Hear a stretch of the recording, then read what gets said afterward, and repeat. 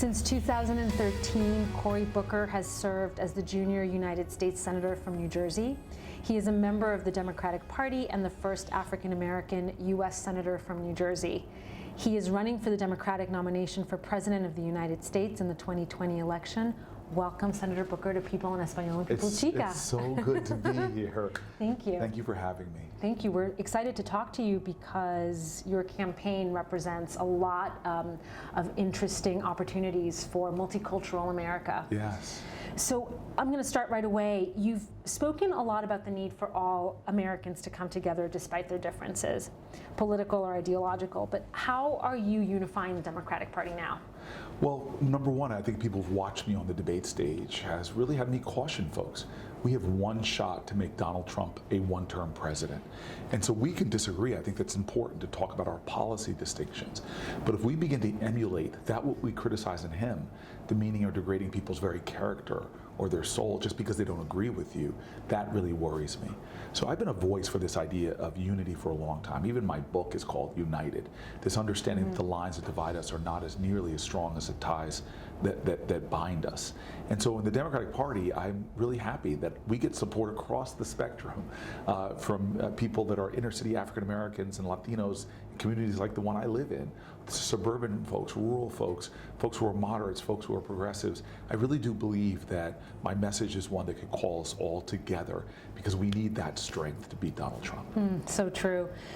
How do you think that you can connect to the Trump voter specifically? Is it possible for the Democratic Party to inspire and galvanize Trump supporters? I do. I think there were a lot of Trump voters that were just really drawn to him because of their hurt, of their frustration that this country and the economy wasn't working for them and their families. Union workers who were just frustrated by trade deals that left them out and made them lose their jobs, all the way to people who just felt like, hey, you know, I'm working harder and harder than my parents were, but ends weren't meeting. And that's why I think how we talk about Donald Trump is really important. I'm never going to excuse or equivocate in discussing what I consider his moral vandalism, but I'm not going to denigrate his supporters. I'm not going to demean them. Tens of millions of people voted for him. And if we get to the White House with a more divided America than we had even before, it's going to make it harder for us to claim the larger victories that this country needs. And so that's my approach, is that I tell Democrats very candidly, we're not in this with this short-term, simply the short-term effort of beating Republicans. The call of the Democratic Party right now in this moral moment has to be to unite Americans. What do you think, what do you make of his recent appearance at Madison Square Garden, where there was a lot of booing, and then even before that I think there was another public appearance where people were basically chanting in New York, lock him up? Look, I understand that, and I've had a difficult time these last 2 years. I've lost my temper these last 2 years. So I'm no perfect vessel of how we should be, but I just want to caution us all that I was offended, deeply offended, in the Republican convention back in '16, where they were chanting that about Hillary Clinton. Deeply offended, and expressed that. I can't now say that. And I was offended because it's what dictators say about their opponents, to lock them up. I can't now engage in that behavior that I found unacceptable then. And so, look, I'm in Congress right now. We're going through impeachment proceedings in the House.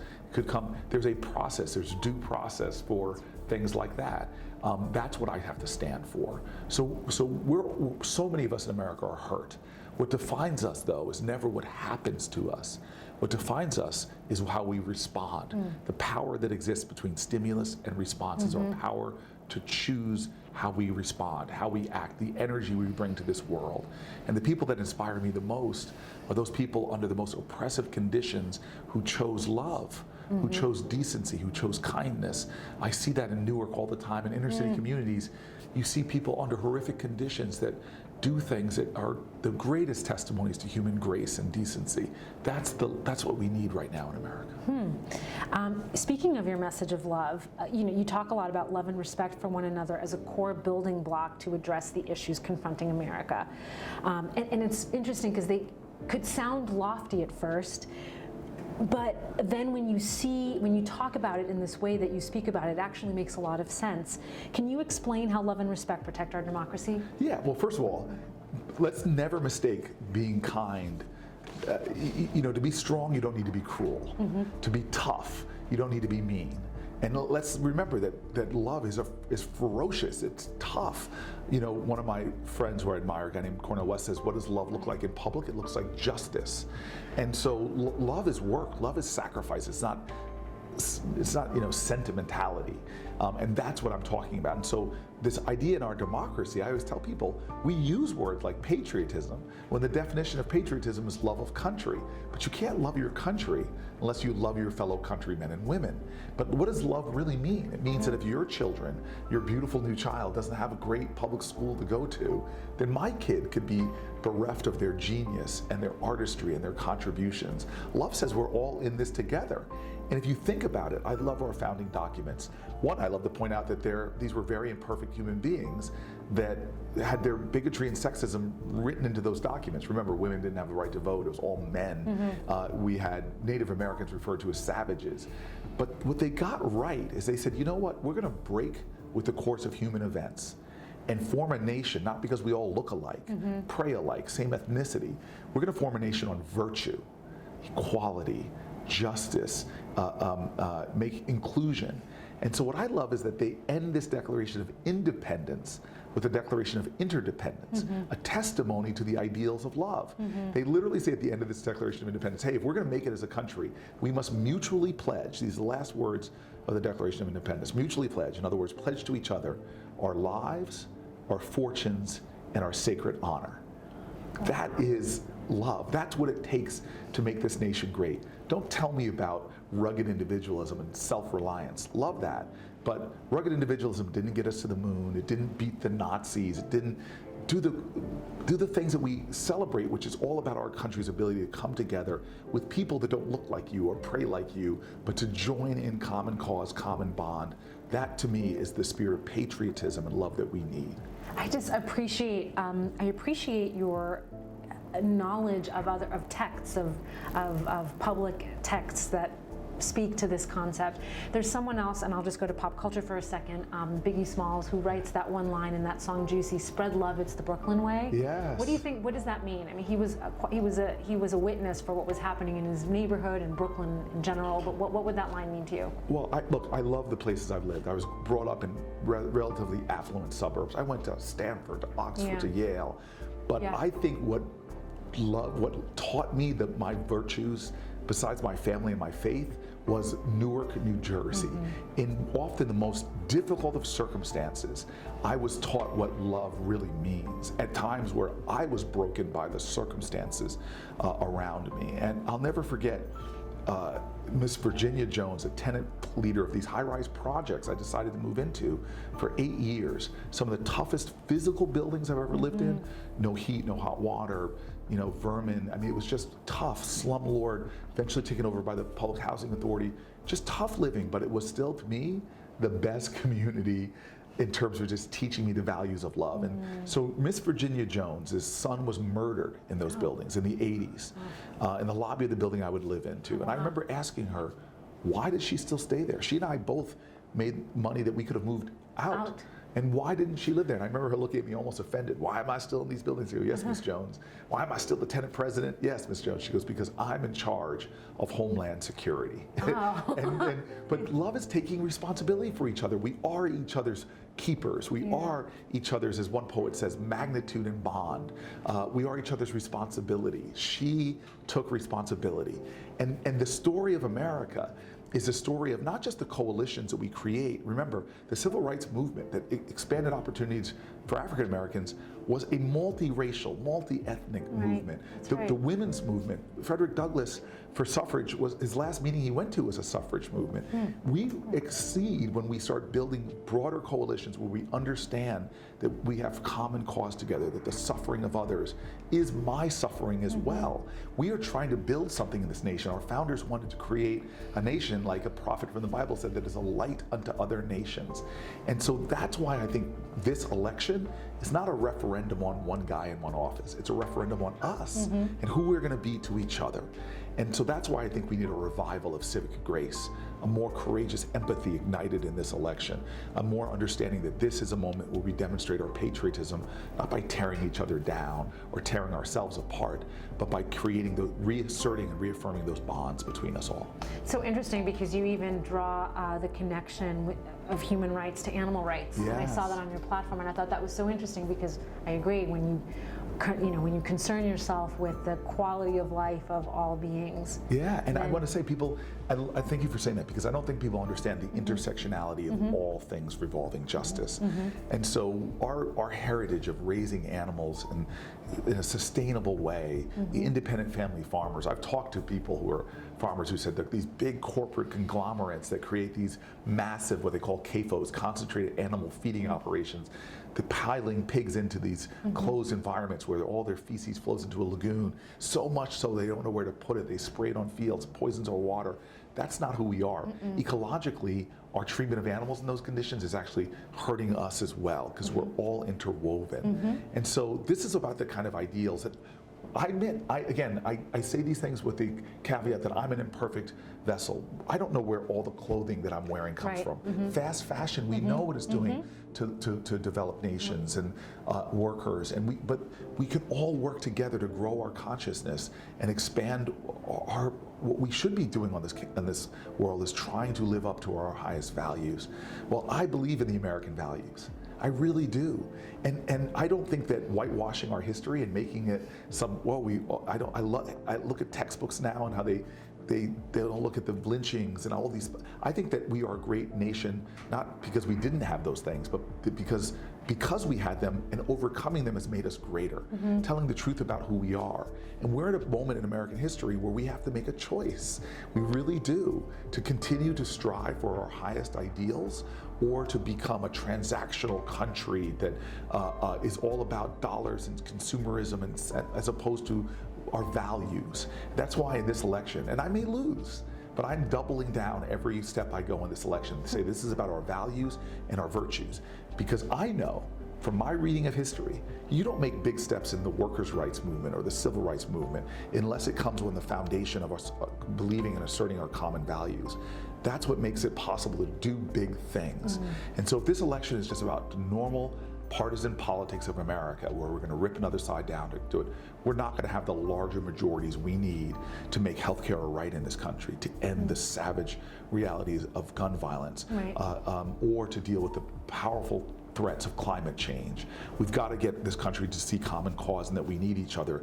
That's the precondition to doing the big things in this nation. Thank you. I'm going to go to the disinformation campaigns that have divided Americans and turned many of us against each other. In Robert Mueller's congressional testimony, he stated that many more countries have developed disinformation campaigns based partly on the Russian model to divide Americans.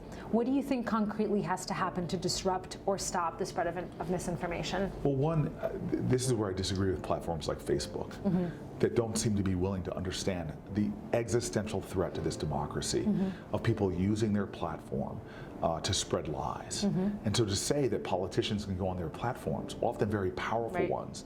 I mean, Donald Trump's campaign has raised more money, him and his super PACs, than all the Democratic candidates have raised combined. And so here you have a powerful corporate-driven campaign that now is going to use their platforms just to flood our airwaves with fake news and misinformation that is intended to divide us, to denigrate, to erode the very foundations of our democracy.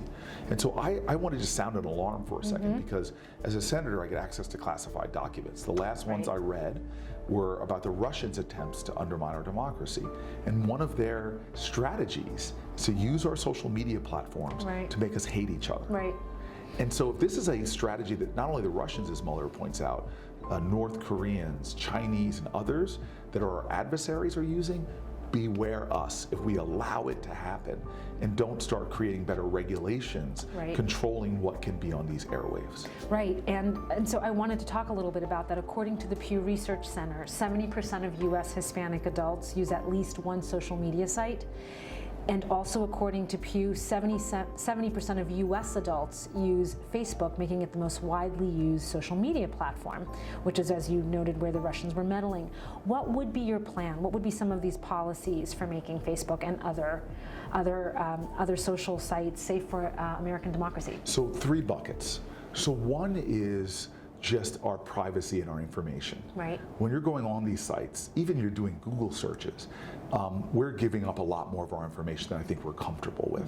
Even cable companies now can use your viewer data in order to, and sell that to people, marketing. We're paying cable. Right. So Facebook, at least we're not paying them, we're paying cable, and now they're using our private viewing information. Right. So I think we have to begin to start having better rules governing the privacy of users on these platforms. You're a mom now. Yeah.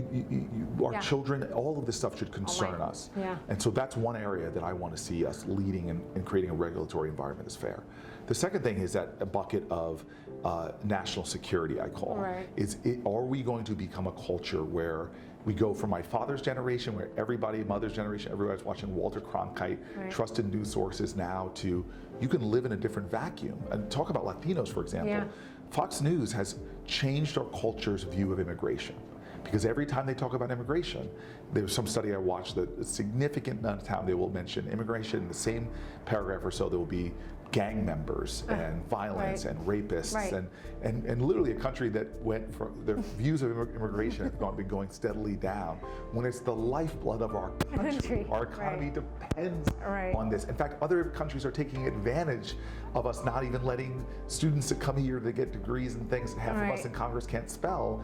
People can't get visas to stay here anymore. Right. So Dreamers, for example, add billions of dollars to our economy. That's right. I took a Dreamer to the State of the Union just trying to make this point. A woman from my state who has a social media platform, not social media, excuse me, a digital platform where she hires about 800 people. I'm like, do we really want to deport people that they don't even know the other countries? Right. This is their nation. They're American in every way, but a piece of paper. Right. So that's the next thing. We have to have rules for truth and rules to protect these attacks on our democracy. And then the third area that I want to do is really, this is not as substantive in terms of practical regulation. Privacy and national security, 2 areas we need to regulate. But the third thing is, if I am your president, I have these powerful social media platforms, and I just want everybody to know that I'm a very creative. I'm an external guy. I innovate. I keep looking over here because this is where New Jersey. I keep referring. People that are watching this are like, why does he keep pointing out the window? New Jersey's over I'm there. I'm drawn to my left. From the moment you walked I know. And the rest, you who are watching around the world, that is Mecca over there, the Garden State, The epicenter. the epicenter of the universe. So look. When I was a mayor of the city of Newark, I was an innovator in the early days of these social media Yes. platforms and using them in exciting ways to serve my residents. You tweet me about a pothole, I'm going to fix it within minutes, not hours. And when I'm the president of the United States, this president has been exceptionally creative, Right. breaking norms to use his social media platforms to demean, degrade, and divide. Right. I'm going to be the most creative president this country's ever seen in using my platforms to inspire, to engage, to inform, to ignite the moral imagination of this country, to celebrate people who are often marginalized because they're great Americans and doing great things. I'm going to use my social medias as a positive force for those ideals I talk about, grace and decency and love. I don't think people can even imagine what we can do with a modern president using their tens of millions of followers to begin to connect people, to energize Right. good. This way he's using these platforms to darken this country, there's an unlimited potential using imagination of what a president can do in modern communication. And this is something I'm really excited about because, again, I believe energy matters, I believe spirit matters, and I think the spirit of this country. And just to recognize that you may be a Republican voter in the Midwest, you may be a rural Democratic voter in the South, but we have common cause. I'm going to be a president that uses these platforms to call us to that higher ground so that we can again distinguish ourselves in humanity as a country that is a light to other nations. What do you think about the idea of breaking up Facebook? So I hear this all the time. Trust me. if I'm the President of the United States, I will be talking, this idea of them giving a platform to lies is outrageous to me. But I just want to caution everybody, because we're in a global context right now, and China has similar companies like Facebook that have massive market share and are growing, and in many ways they're competing with us. So I believe that we have a serious antitrust problem. Right. Large corporations are too big, and I'm going to put judges on the court who will enforce antitrust laws. My attorney general is going to enforce antitrust laws, but I don't want to reflexively say this company is going to be broken up and that company is broken up. We need to create due process and let the courts decide what should be broken up and what should not, and make sure that we're not in any way undermining our ability to compete globally against some of the bigger corporations that are being elevated by totalitarian countries to our disadvantage. And I'll give you the best example of this. It's a little bit of a shift, but I'm on the Foreign Relations Committee, and so I'm meeting with world leaders all the time. And I was flying to Zimbabwe with a friend of mine on the other side of the aisle, Jeff Flake from Arizona, no longer a senator, but we're flying to Zimbabwe to talk to the leader of Zimbabwe, the new leader. Mugabe's just been overthrown, opposed, and now there's a new guy named Emerson Mnangagwa. And we're going to carry a bipartisan message: free and fair elections, human rights, end the human rights violations, the jailing of opposition, treatment of minorities. We land to have this conversation. We're going to sanctions are going to continue if you don't start moving towards these human rights and human ideals. He's landing from China. We come in the airport at the same time. What do you think the Chinese message was? Right, the opposite. The opposite. Censorship, yeah. We don't care what you do to your minorities, human rights, whatever. We want to do business. We want to do business. That's what we're competing against in the globe. And so I just want you to know that I take that very seriously. And the record under this president, totalitarian countries versus democratic countries, it's not good. Turkey slipping back towards totalitarianism, jailing journalists. Hungary slipping towards totalitarianism. If you look at the post record, we had Soviet Union falls, democratic countries rise. Suddenly these last years, you're starting to see them. And the tools of our adversaries, again, North Korea, Russia, China, they're now trying to use our democracy against us by infiltrating us with disinformation campaigns, trying to undermine our democracy. I'm going to fight against that. This president's foreign policy can be summarized in one thing: not America first, America alone, America isolated. Pulling out of the Paris Climate Accords, pulling out of the Iran anti-nuclear deal, putting sanctions on Canada and tariffs and battling like that. He's isolating America. We need to rejoin in our international community, rejoin with countries that share our ideals, and get back in the fight. Putin and Duterte, the dictators that this president is more friendly with than he is with Merkel and Macron, it's outrageous. Look at Latin America right now. I mean, this is a president that doesn't understand that we are deeply invested in the Northern Triangle countries, deeply invested in a democratic response to Venezuela. We have work to do to make sure that democracies are elevated and not to pull away from these countries. The way this president calls, excuse my language, shithole countries, the way he talks about Latin American countries, these are some of our most important allies in the larger fight on this planet against terrorism, against totalitarianism, and that's the kind of leader that I'm going to be. Thank you. I want to talk a little bit about your recent exchange with Meghan McCain on The View recently. I think people saw a whole new light of what you could do in the way you gracefully responded under a very aggressive line of questioning. It was quite impressive. She kept interrupting the point that you were trying to make about civil discourse. And can you share a little bit about what that point was that you were saying? Why was civil discourse connected to her question about gun regulation, AR-15s specifically? So she was coming at me about, and I think she was hurt in many ways because of the way of another candidate talked about her personally. And so I think she was coming at me, not just trying to make a point in civil discussion. I think she was coming at me in a way that wasn't allowing a fair arguments to be aired in a way that was constructive to a dialogue and trying to ultimately bring people together to find common ground. And it was one of those moments where I was a little surprised by it, but I wasn't going to fall into what I watch on cable TV, which descends into people just yelling at each other, right. and two arguments just confirming each other's opinion. We have to, in our society, figure out a way that we can make ourselves a little vulnerable, but call to a more civil discourse. And that was one of those moments where I forget who won the argument. I think you did. Well, I appreciate that. But I think it's a lot about going back to what energy you're bringing to a conversation. That's right. And I think that people feel that energy when they see you. One of my friends told me, watch TV sometimes with the volume off and just look at people, the energy that you can still see with coming from folks. So again, a fundamental belief of mine, and I'm sure it's yours, Gandhi did it the best: be the change you want to see in the world. You can't beat hate with hate. You can't beat darkness with darkness. You've got to bring love and light, and that's how he took down the British Empire.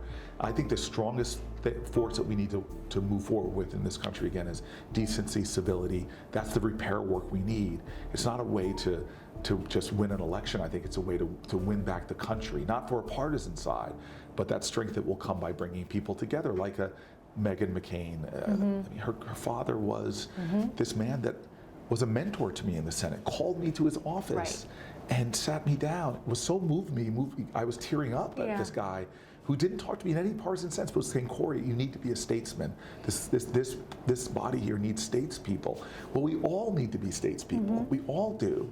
And I worry about how we each use our social media platforms. I used to say this to college campuses all the time, and this shouldn't be a message just for young people, for me, everybody, is like, do an audit of your own social media sometimes. Go back and look at what you've posted. Is it the change you want to see in the world? Is it triviality? Is it snark? Or the energy that you most value at the core of your being? Are you evidencing that? Are you sharing things that inspire? Are you speaking to light? Are you answering hate with more hate? Or are you trying to change the conversation?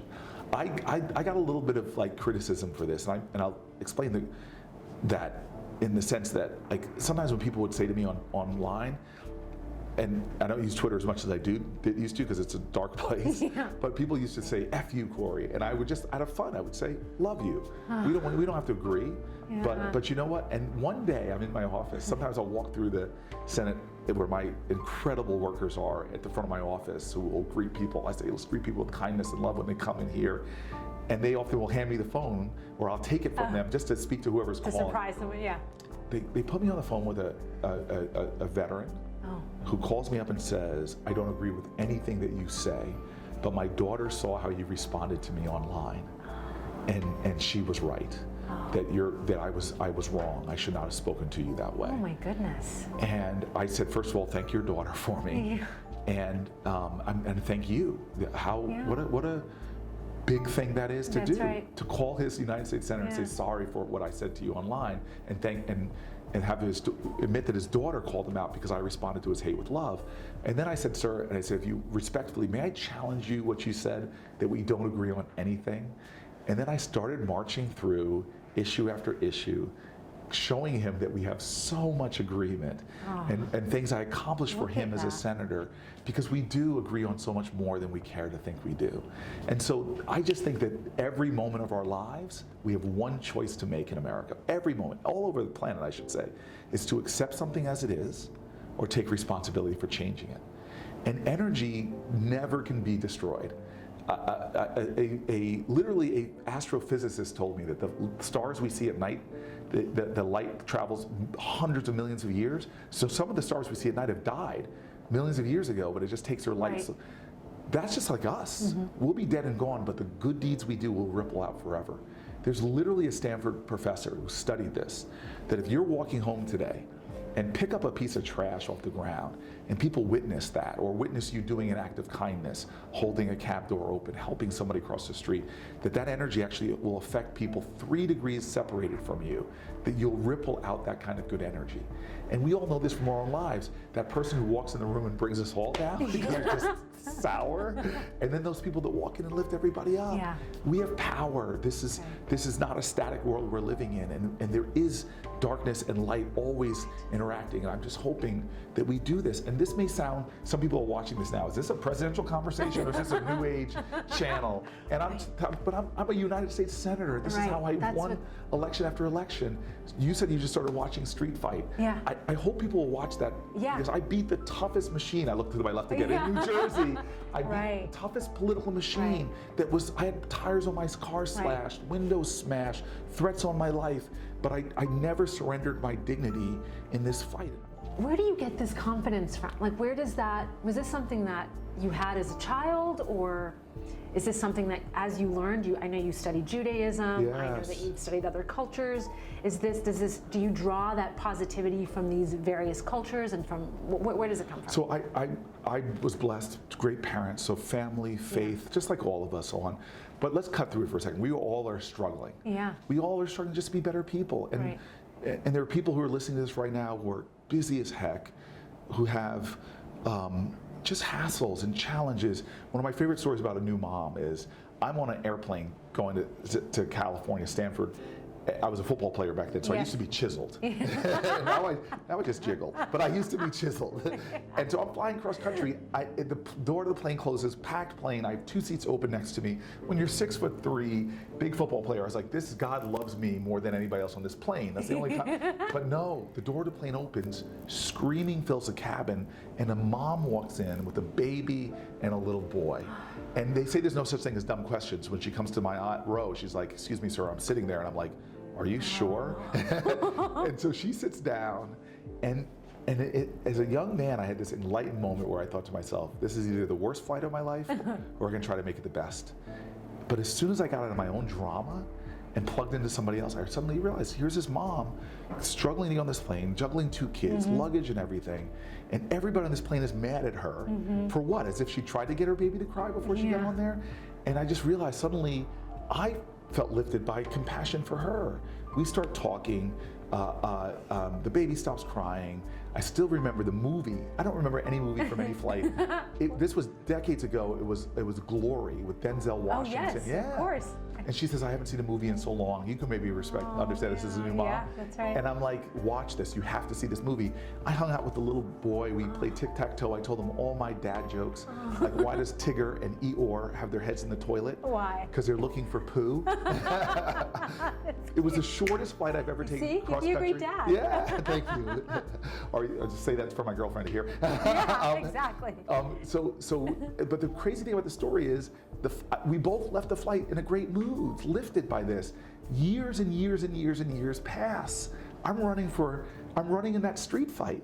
I get this letter from a person. You may not remember me, but years ago I met you on an airplane.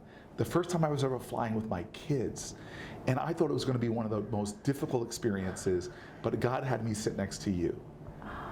She ended up being a donor to my campaign. She owned a factory in Newark.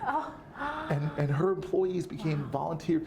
It just was one of these stories that nothing you do in this world ends in that moment. That's right. It circles out and comes back to you. And I've made stars. Yes, I've made terrible mistakes in my life, and still make them, where I don't seize an opportunity to do good or to be the best of who I am. And so this is, I always tell people, the biggest thing you can do in any day is always a small act of kindness, decency, or love. It is how you respond on social media. It is what you post. It is what you say. It's the interactions you have. It's remembering when somebody's up in your face, you don't have to attend to every argument you're invited to. You can instead decide to use it as an opportunity just to say, hey, I respect you. That kind of civility is what builds great civilizations. That kind of kindness and decency opens up doors for understanding, for compromise, for accomplishment. And so I know this election is about the issues. I hope people will go to my website, corybooker.com, and find out where I stand. But I'm not running just because I think I have a better 12-point policy plan on something than the other person on the stage. I'm running because I think this is about our values and our virtues. And really core to achieving those things is the candidate that's going to best heal this country, bring us together so that we can achieve justice. Louis Armstrong, near my home, near my home in Queens is the Louis Armstrong House Museum. I don't know if you've been there or not, but it was his former home and now it's a museum. What's remarkable about him is that he could have lived with his professional peers on the Upper East Side. Yes. Frank Sinatra is who I'm thinking of right now. But he chose to live in Corona, Queens, a working class neighborhood, because it was important for him to live in reality, away from the bubble of mansions and servants and all of it. Why is it important for you to live in a neighborhood that has not been afforded the same privileges that you could otherwise enjoy? It's really a big life decision, one of the best things I have for 20 plus years, living in inner city Newark. Below the poverty line, our community still is, but number one, we don't mistake wealth with worth. Right. It is a beautiful community. I took my mentees, I called my nephews out to last night. It just connects me to why I do everything that I do.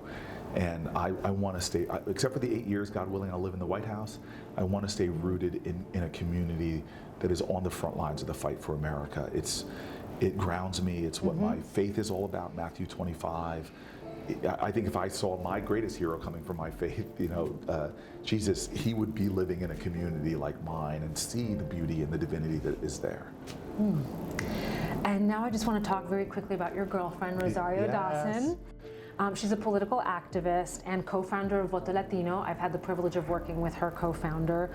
What have you learned from her about the issues that multicultural America is facing? How is she helping you behind the scenes with your campaign? Well, how I learned from her than the campaign. So she challenges me every day.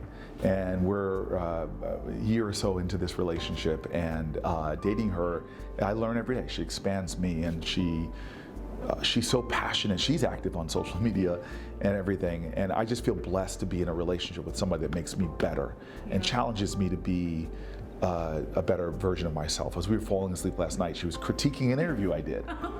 And in a good way. She just said, look, you came off to me in XYZ, here's what you could have said that would have better spoke to from your heart. She was excellent, and she was right. It was one of those interviews, I'm tired, it was in the morning. And so she is brilliant, and she is just good, and she is a passionate Latina but operating from there in such a powerful way. So I want to keep her in my life, so any good words you can put in for me to say. But she's on the campaign. She just came back from a trip to Iowa with me, and people light up when they see her. Did she meet your family? Because you have family members up there. Yes, she did. We had a family member, Liz, beautiful woman. We went to visit her in the hospital.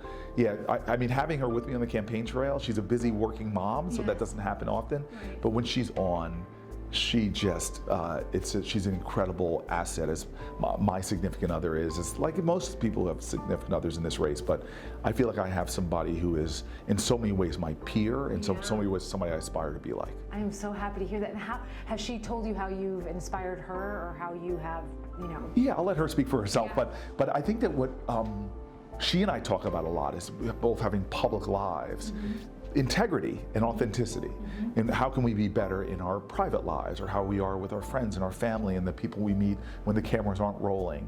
And so I think we both challenge and help each other that way, to just, all of us are on this spiritual journey to be better human beings and struggling.